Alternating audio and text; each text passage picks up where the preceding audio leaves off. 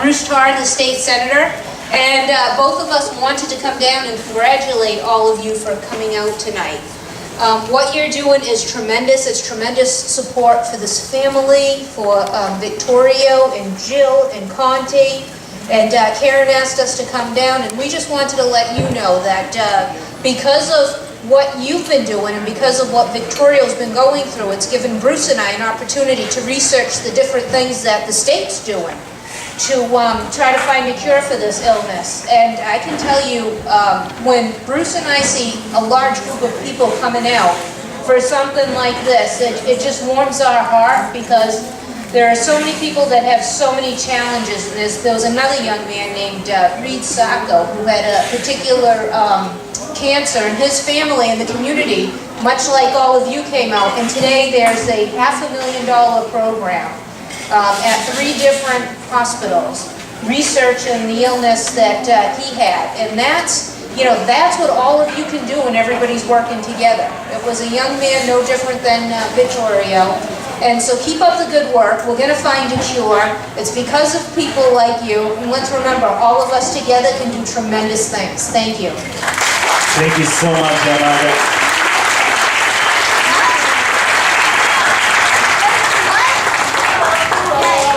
Forbes magazine, smiling next to Oprah as a queen.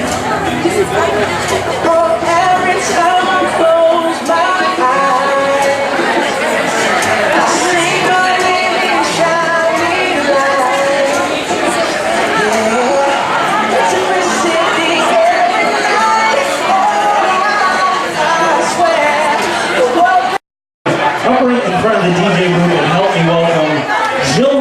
who's here to say a few words this evening. Big round of applause for Jill, everyone.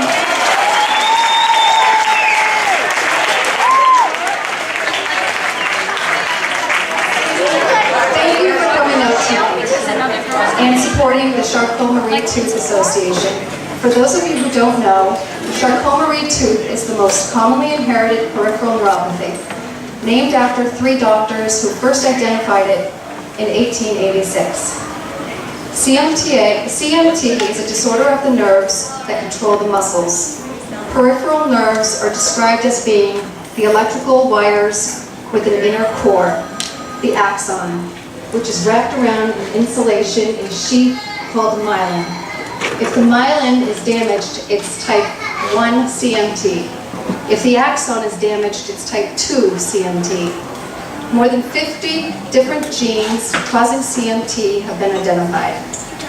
Last summer, Koski and I were told Vittorio has both myelin and axon nerve damage and not much else. Most of the time, I left the doctors more confused because of all the medical language. At home, I was just trying to understand CMT, and I came across the CMTA website and decided to call the number on the home page, and thought I would get a machine telling me to leave my name and address, and someone would mail me a brochure. Instead, my call was answered by a woman named Gina.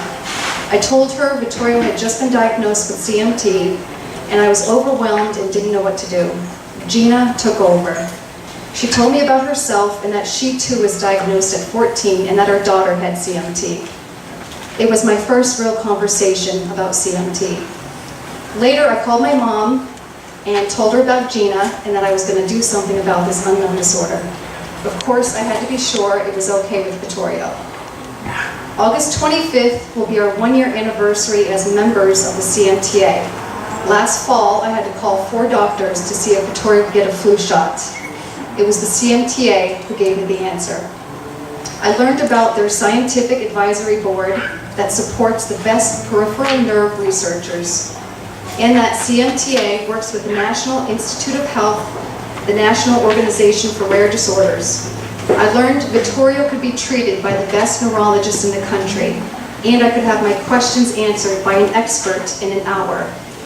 And being a member of the CMTA, I can find shoes that fit carbon fiber leg braces, and about the STAR research program where the CMTA is funding the first treatment for type 1A.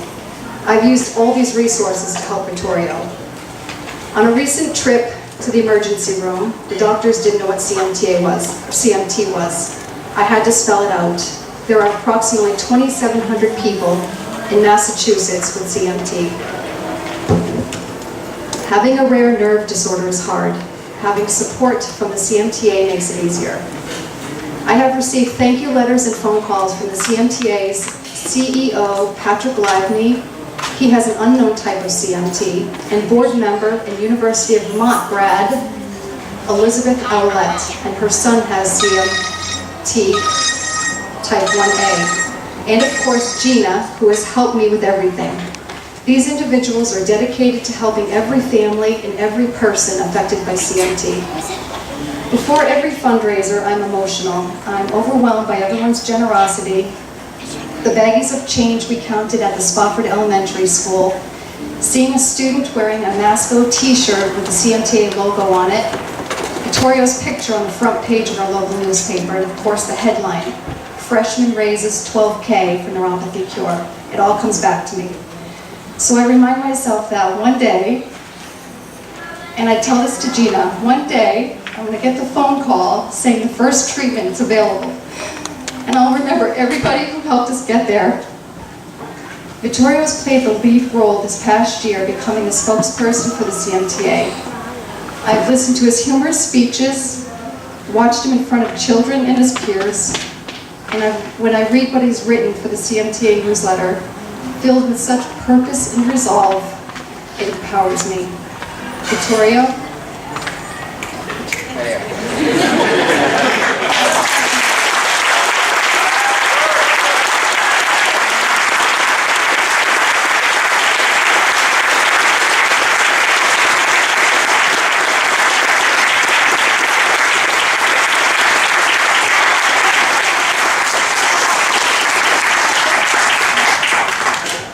Okay.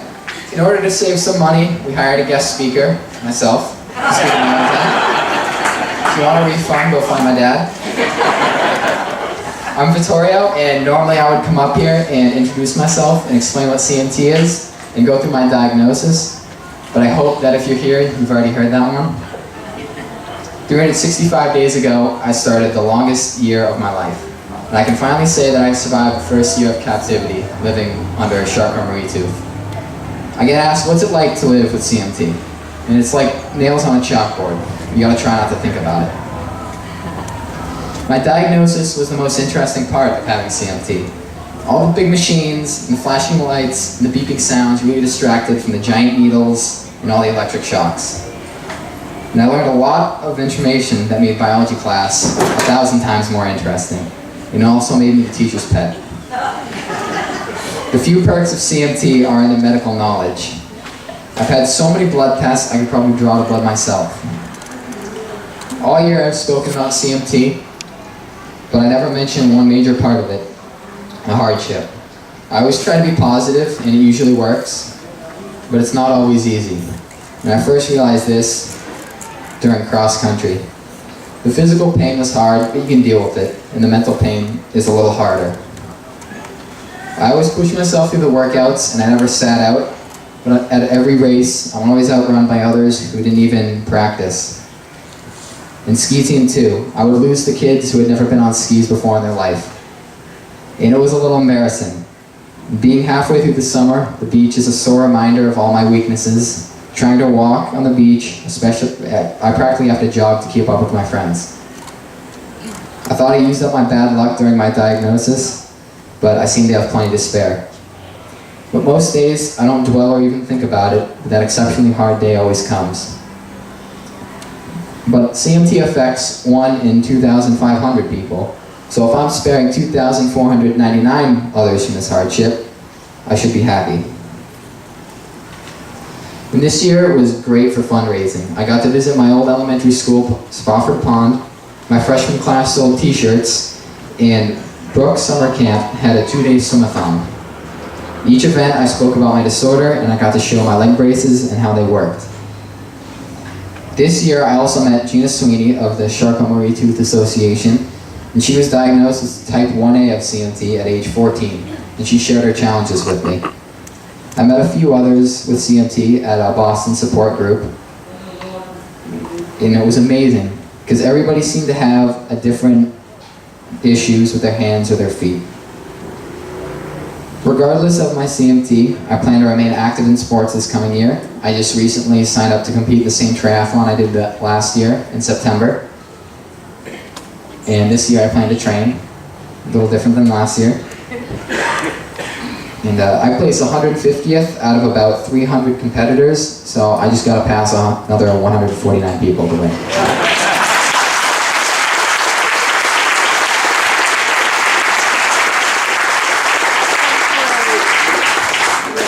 In December, I'm going to Iowa to visit Dr. Shai. Dr. Shai is considered to be one of the best neurologists for CMT.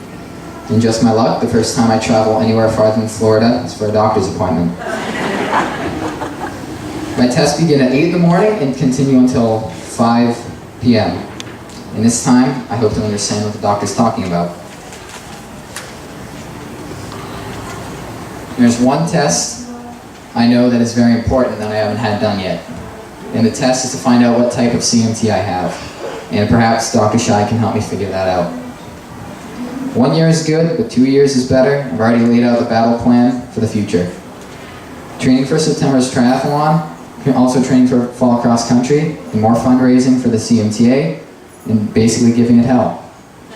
I have many people to thank tonight. My family who supported me and were the first ones to join my Circle of Friends page.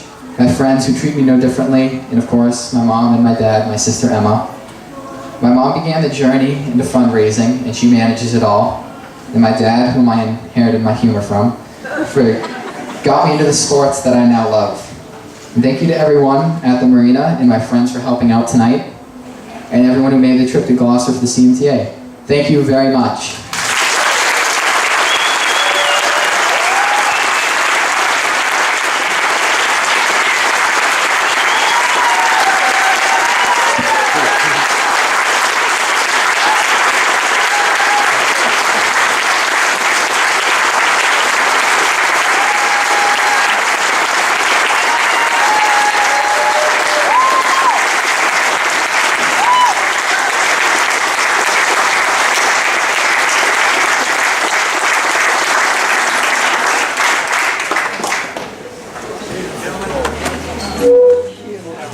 All right, ladies and gentlemen, at this time we're going to call on Costi, Emma, and Ella. They're going to be giving away our raffle prizes this evening.